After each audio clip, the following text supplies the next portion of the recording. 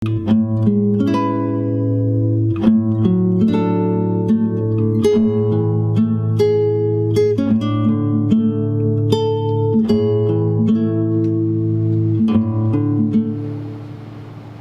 now, it's time for DJ Rocky's Secret Files.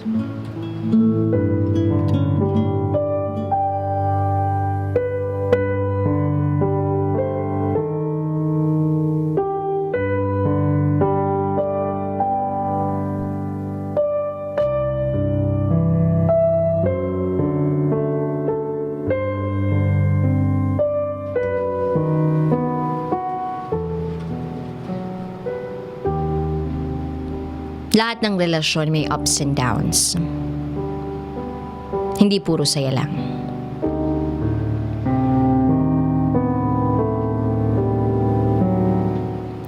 Nine years old ako nang makilala ko siya. Nasa labas ako ng bahay at mag-isang naglalaro nang may tumigil na sasakyan sa tapat ng katabi naming bahay. Isang lalaking kaedara ni Daddy ang bumaba dito.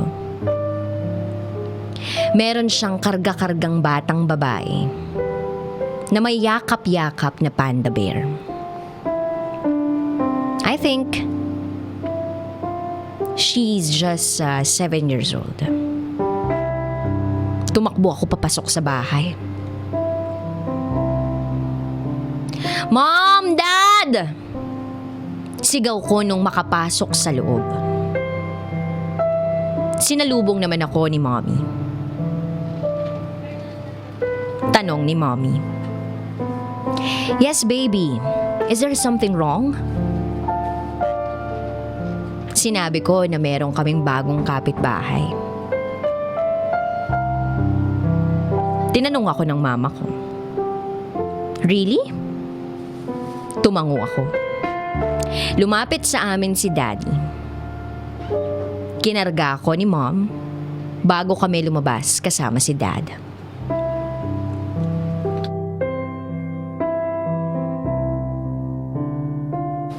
Nag-uusap silang tatlo nung guy habang nakatingin lang ako doon sa girl na nakaupo na sa semento at naglalaro. Nilapitan ko siya at nag-hi. Pero tumitig lang siya sa akin. At maya-maya lang, umiyak. Kaya napatakbo sa amin sina Mom and Dad, pati yung guy. "Wala po akong ginagawa." Naiiyak na sabi ko. But the guy just smiled at me. Ginulo niya ang buhok ko at sinabing, ganun lang talaga ang anak niya. Her name, si Rainy. Yes, Rainy. Niyaya na ako ni na Mommy at Daddy na pumasok sa loob ng bahay namin. Agad naman akong umakyat papunta sa kwarto ko. Lumabas ako ng bahay mag-isa, isang araw. At nakita ko yung guy, kaya nilapitan ko siya. He looked at me and smiled. Sabi niya sa akin, "Hello, handsome. Anong ginagawa mo dito sa loob?" Sumagot ako ng, "Can I come inside your house po? I just wanna see your daughter. I made something for her po. This is a peace offering from me for making her cry earlier." Magalang na sabi ko, habang hawak ang isang papel na may drawing na batang babae, mayroong suot na crown at may yakap na panda bear. Pinapasok ako sa loob. And there, nakita ko siya, nakaupo sa sofa. "Hey, princess, someone is visiting you. He wants to give you a gift," sabi ng daddy niya. Napakunot ang noo nito. "A gift? Is that a toy? Lumapit naman ako sa kanya. At iniabot ko ang hawak kong papel. Here, this is for you. Tinanggap niya ito at tiningnan. Wow! Namamanghang sabi niya. And since that day, we became best friends. Pumupunta ako palagi sa bahay nila para may kalaro siya. I'm 14 years old and she is 12 years old. Nag-grow yung friendship namin hanggang sa tumapa kami ng high school. She is 12 years old that time and I'm 14 years old. When I saw her looking at her phone while smiling and blushing, galit akong lumapit sa kanya. Ang akala ko, meron na siyang boyfriend. Kaya hinablot ko yung cellphone niya only to see a latest post of someone. Ang nakalagay, I'm gonna marry the first man who will sing "Marry Your Daughter" in front of my dad. Tiningnan ko siya at sabi ko sa kanya, so, this is the reason why you are smiling and blushing, huh? At ang sabi niya, oo daw. At ang sabi niya pa, papakasalan ko yung lalaking yun. Sabi kong, corny mo naman. Sinagot niya ako ng, anong corny? Hindi kaya. And then she pouted. Ang cute niya lang. Then 18 years old na ako and she's 16 years old. Palagi lang kami magkasama. Palagi ko siyang binabantayan kasi baka magkaroon siya ng boyfriend. And I hate those thoughts. I admit, she is my first love. And I want to be her first boyfriend. Kinausap ko yung daddy niya na ang pangalan ay Lawrence. Tawag ko sa kanya Tito Lawrence. I confess my feelings for her daughter. Tinanong ko si Tito Lawrence kung pwede niya ba akong payagan na ligawan yung anak niya. Pero Tito Lawrence didn't agree. He said, pwede ko lang daw pormahan si Rainy at ligawan only if she step up at the age of 18. Kaya naghintay ako. Naghintay ako for 2 years. At sa paghihintay kong yun, ay hindi ko hinayaang magka-boyfriend si Rainy. Dahil bilin na rin sa akin ni Tito Lawrence, bantayan ko siya. At huwag kong hahayaan na magkaroon siya ng boyfriend until her 18th birthday came. I'm 20 years old and she's 18. Debut niya. And I'm her last dance. Habang sumasayaw kami, binulungan ko siya. Rainy? Napatanong naman siya ng, yes, Zach? Sumagot naman ako ng, I have something to ask. Napatanong siya ulit ng, ano yun? At eto na. Sinabi ko na ang matagal ko nang gustong tanungin sa kanya. Rainy, can I court you?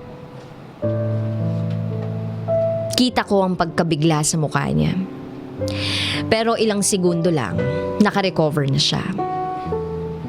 She smiled and she said yes. I courted her for almost 7 months at pagkatapos nun, naging kami.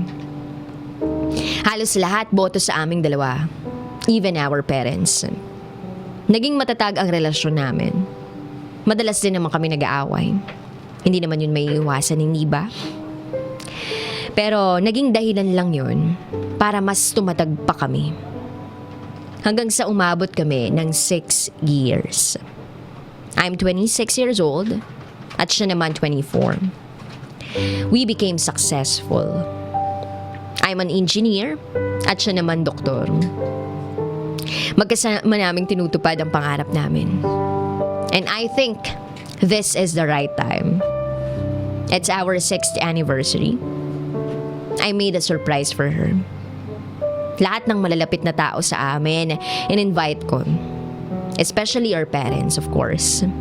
Ginawa kong ingrande. Maganda ang ayos ng buong lugar. Sa tabing dagat ko to ginawa.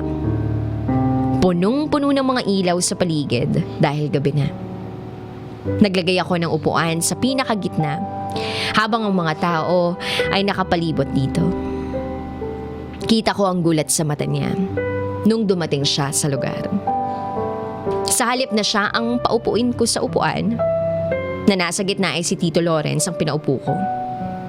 Oo, daddy ni Rainy ang pinaupo ko. Saka ako umupo sa isa pang upuan, nakaharap ni Tito, habang hawak ko ang isang gitara.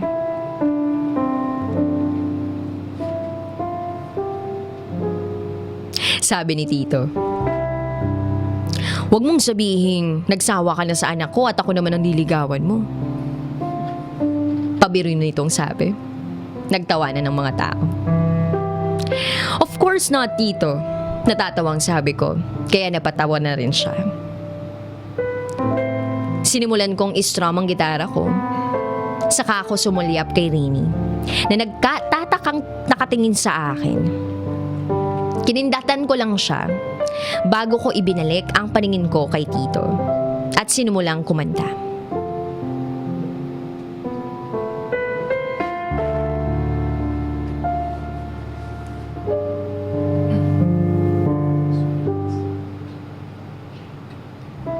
At ayun na. Kinanta ko na ang Marry Your Daughter.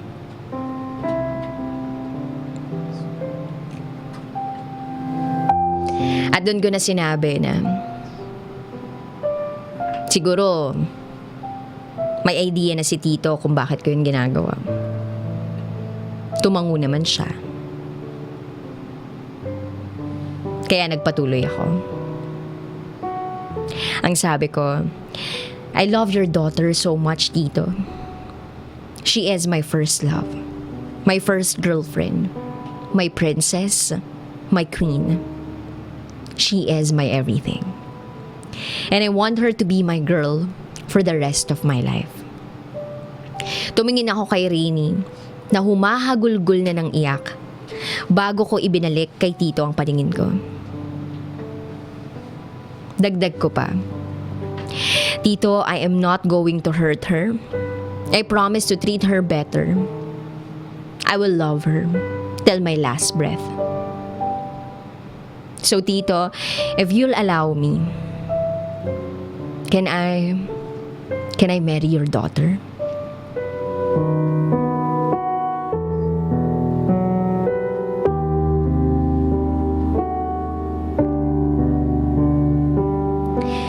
Ramdam ko yung kaba sa dibdib ko habang hinihintay ang sagot ni Tito. Pero yung kabang yun, agad naglaho nung ngumiti ito sa akin. "Of course, handsome. Walang kaso sa akin ang hinihiling mo. You can marry my daughter." Nakangiting sabi nito sa akin, na nakapagpangiti rin sa akin. Nagpasalamat ako sa kanya bago ako dahan-dahang naglakad papunta sa direksyon ni Rainy. Pinahid ko ang namumuong luha sa mata ko bago ako tuluyang lumapit sa kanya at hinawakan ang kanyang kamay. "Rainy, darling, you know how much I love you, right?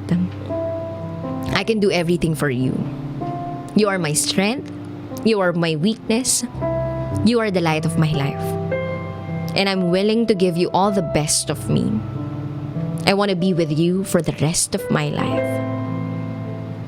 You said before that you will marry the first man who will sing Marry Your Daughter in front of your dad, right? I did. Because I want you to marry me. I want to be your husband and the father of your children soon." Mahabang litanya ko, kaya't lalo pa siyang napaiyak. I don't believe in fairy tales, But I want you to feel the word.